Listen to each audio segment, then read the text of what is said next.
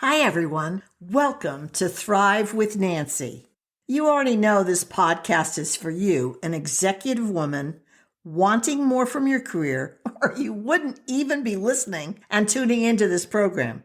In the podcast, we'll take a career quest with Gandhi by tapping into one of his quotes for our Power Up Your Career with Gandhi.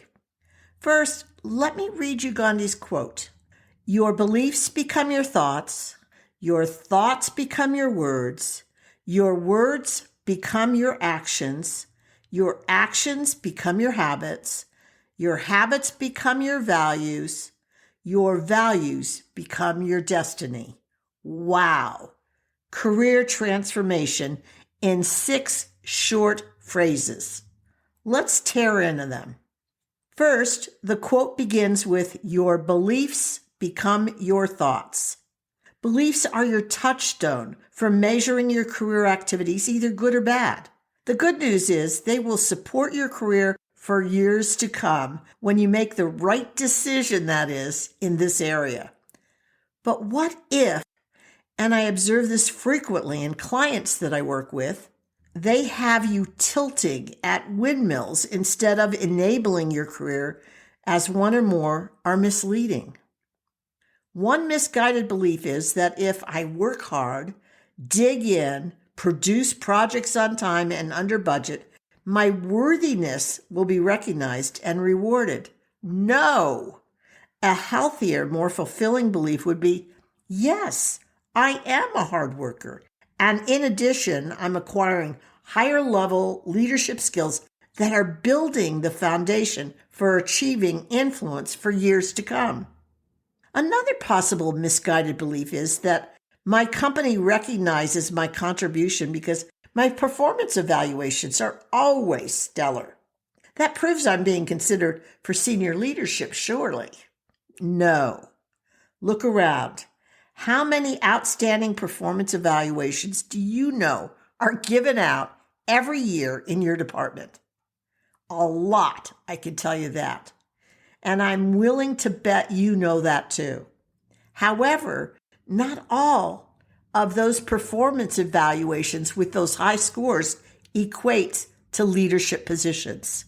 After all, opportunities for promotions shrink. Did you hear that? Shrink, the more elevated your position. So, a new guiding belief may be something along the lines of, great, my promotion evaluation places me on the pathway for the next career qualifier. New game, new rules should be your thinking. The next misguided belief you may hold true. I need to do it on my own to demonstrate leadership. No. A more effective idea is, where can I attain support from others to advance my growth? Such an attitude actually opens the door for identifying powerful leaders and opportunities to grow your potential for the next level of your career.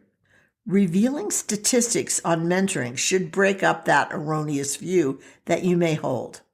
According to Forbes, mentored executives are promoted 5 times more than those who are not mentored. Whew, that's heavy. And Harvard Business Review found that 80% of CEOs have received some form of mentoring. You get the picture, don't you? Challenge your already knowing and generate concepts that have you stepping into the destiny you envision and want to embrace for yourself. The quote's second phrase is, your thoughts become your words. If this is true, and we absolutely know it is, saturating yourself with a leadership frame of reference is crucial for your success so that those words are always coming out of your mouth.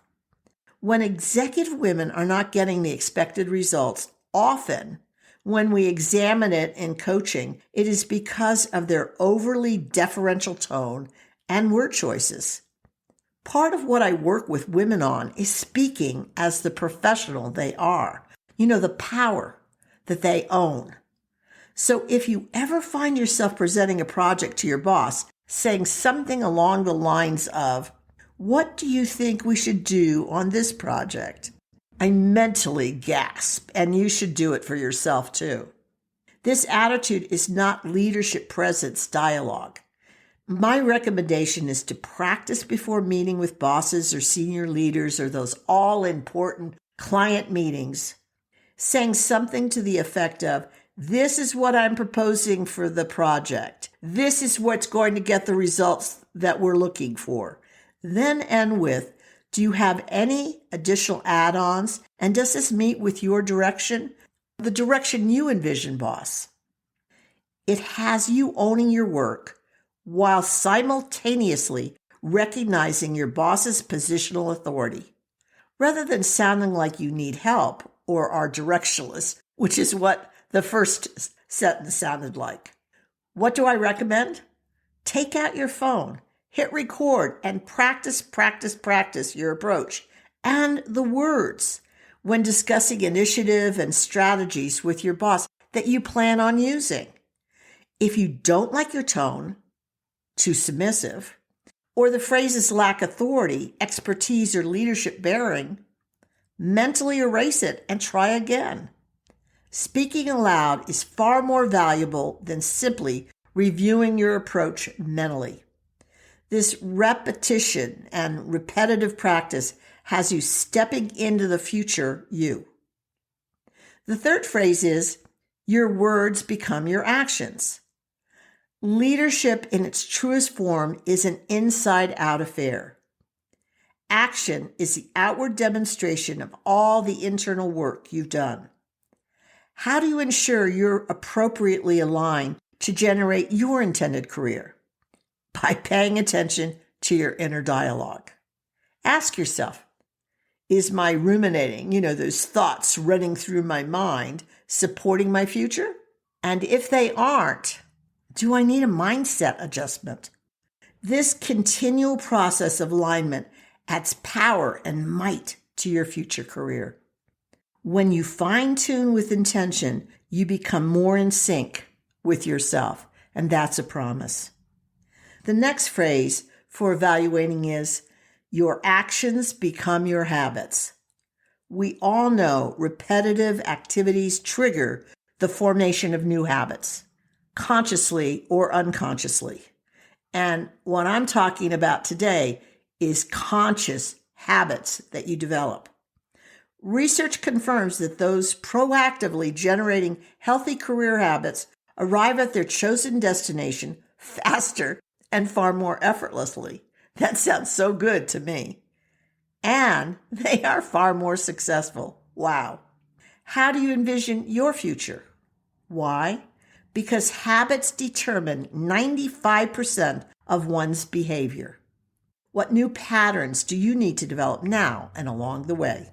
Too many executives I work with have fostered practices that are counterproductive to their heart's desires.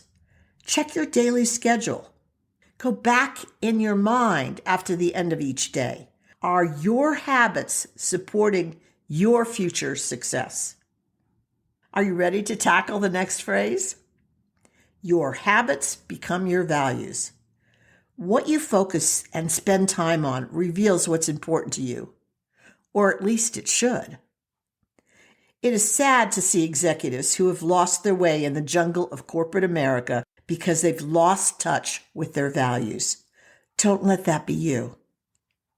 If you speak a value and then don't walk it, your personal power is diminished. And of course, those on the outside start wondering if you're really true blue leader. More importantly, it just isn't about what the outside world determines. It really is about how you measure yourself. It's difficult to have confidence if in your own eyes you're not worthy of the next promotion, and thus careers are derailed or at a very minimum stalled. Last but not least, your values become your destiny. Work takes up a lot of space in your life, so you want to position yourself to find your place where you are more fulfilled and productive. Standing with both feet firmly on your designated values points the way to your optimal career and your destiny, by the way. Which one got your brain stirring? Was it first, your beliefs become your thoughts, or your thoughts become your words, or your words become your actions, or your actions become your habits, or your habits become your values, or last, your values become your destiny? It's time to ensure you have the most powerful foundation to boost that career of yours into the future. Are you eager for more women executive success insights? Check out the free resources at my website, Thrive with Nancy. If you're considering investing in yourself, and I hope you do, is now the time for you to consider the Your Strategic Edge program as your pathway to success? It is where you and I create full-on partnership. Sign up for free strategic call, www.thrivewithnancy.com/executive. And by the way, statistics on working with a coach are far higher than statistics working with mentors. No successful executive ever makes it to the top or even arrives at their next destination alone.